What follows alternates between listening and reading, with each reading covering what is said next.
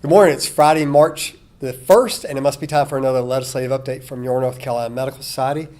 Wow. It's March Madness. We are in session now, folks, okay? Big week. We just finished with a testimony about the Association Health Plan, so let's kick off with that.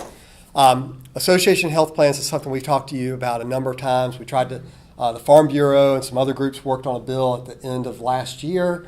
They've come back with another bill this year that is much more in line with what we have asked for in Medicaid and other commercial plans in the past, using state regulation to oversee some new opportunities to create health insurance for folks that may or may not have it.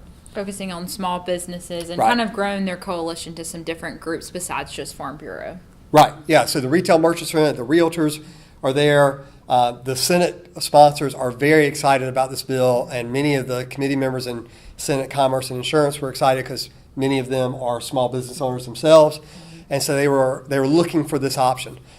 We think this is something that is worthwhile considering this year, and we're looking to make some changes to make sure that it is compliant with the law, that it does include all those protections that we've talked about in the past, and that it doesn't upset the MEWA that we have sponsored since 1998 and that many of you are members of.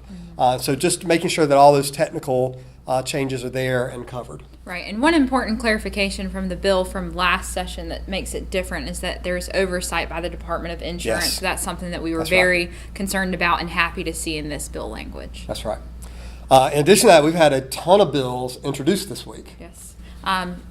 Also, the North Carolina Medical Board has filed their kind of yearly or every so often yearly update Right. of some technical changes that they want to make. We've talked to you a little bit about this in the past, where the medical board wants to go through and make sure that they are updating the statute to match the reality of what's going on in the practice of medicine right now. So this is something we've been working with them on and examined. We would encourage you to look at it individually and give us any feedback on it. I know a number of specialties have done that, other interested groups have done that, but this is going to be a big bill. This is like a 23-page bill. So as usual, anytime we open up Chapter 90, there's going to be a lot of questions about what's going on there. And something we work with them on very closely for Right. a long period of time to make sure that all of our concerns were met. But still would like to hear from you if there's some concerns that you see that Yes. we may have glanced over. For sure. Yes. Also filed this week with State Health Plan Study Bill, another big one. A lot of anxiety around this one, but this would create a commission to have a conversation about what is best to be done about the state health plan. And I know that all of you have been talking about this for a long time with us, with other people. The treasurer is definitely not in favor of this. The state employees are definitely not in favor of this. They think it is just a delay tactic.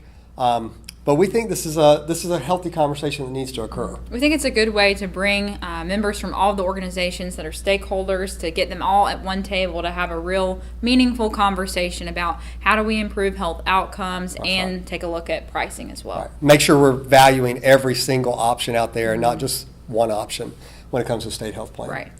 And then we had the one that we've talked to you about many, many times before, the Advanced Practice Registered Nurse Independent Practice Bill. This is the Groundhog Day bill, but we've had something exciting happen, I think, with the introduction of this bill. The nurses also had their big meeting this past week with the announcement of this bill. So they've brought down a couple hundred nurses down to the building. So be sure, if you haven't registered for White Coat Wednesday, to come down, because we would love to see you there to help combat some of those efforts. But the exciting thing that we had happen in coordination with this is that more than 650 of you used our first action alert this year about a bill and contacted your legislator and gave them your feedback on that. And Sue Ann was going over with me this morning and showing me the number of emails that you didn't just use the canned email, you wrote a personal message to your legislator. And that is exactly what we need you doing. So I can't thank you enough for doing that. That does so much to support what Sue Ann and Dave and I are doing in the building on a daily basis for you. We just can't thank you enough. We've been having comments from legislators today as a result of getting these emails from you. A number of legislators have considered changing their position on this bill because to date they had only heard one side, and so you leaning in gave them the other side to consider as this debate of this bill begins. So that was fantastic. Really good outcome this And week. also, if you haven't participated in that action alert, it's still live, so feel free to go back in your email. Maybe it was lost in the right. stack of emails you have, or you can go on our blog and still participate through that channel as well. Yeah.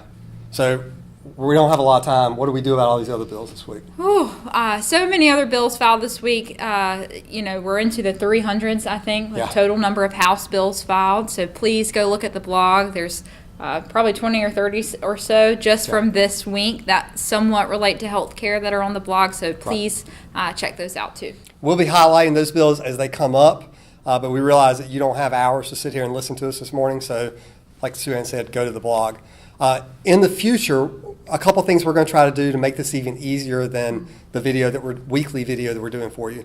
We're going to try to include some more summaries in the morning rounds because we've gotten a lot of great feedback about short articles on a daily basis is something that you've been really welcoming. So we want to make sure that we're including our legislative advocacy work in that space. The other thing that we're talking about doing is some video updates about some of our key bills where you can hear Sue Ann and I, maybe Dave or others, maybe some of your own peers, talking about the key points around these bills, whether we support them or oppose them, so that you can hear the language that we're using with legislators and not just read kind of the talking points that we send around in bullets on a regular basis. And hopefully that will help inform your conversations that you're having back home as a part of the relationship development that we've asked you to do. And thank you again to the Academy of Family Physicians for coming and spending their Wednesday with us. Had about 15 or so family physicians from across the state come. And coming up this week, we'll have medical students from Campbell University and Brody School of Medicine. Fantastic. So a lot this week. We expect that now we're going to be in this rhythm for a couple of months now. So we look forward to bringing you more information. Make sure you're looking at the blog. We're going to be pushing it out. And also, we love the comments that we've been getting directly. That's helping us change the way we respond both to you and to legislators. So keep that feedback coming to us. Have a great weekend. We'll see you next week.